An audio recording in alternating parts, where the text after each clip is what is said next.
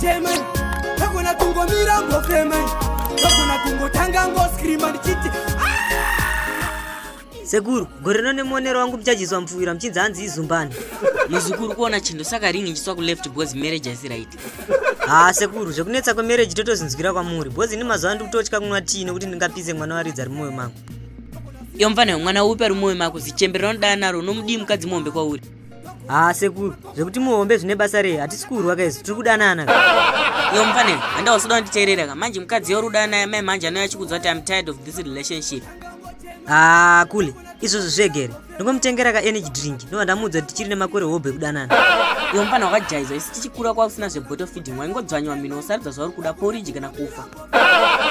Kule mungaswera muchinetsana neni zvenyu but vanhu makakura navana Simon Chimbeti zveso vane mari nekuridza mhururu nemuridzi.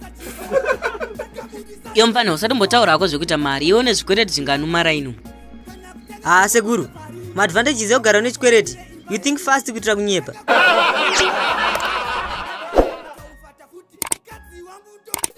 Boyzika zvanhasi ndauya ndiri inini kuti ndinyanzokuudzai kuti subscribe hai ende futi mamaisati makomenti chero makaisati makikikiki tinongoverenga kuti vataseka tese waizika.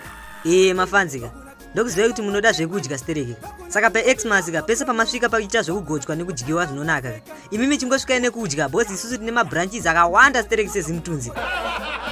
Guys kandangoti handingasarirewo. Guys nongoti Merry Christmas ka kuna vana na girls vanodana newana chikoro ka Xmas inoyi muchamwa ingi maiziva.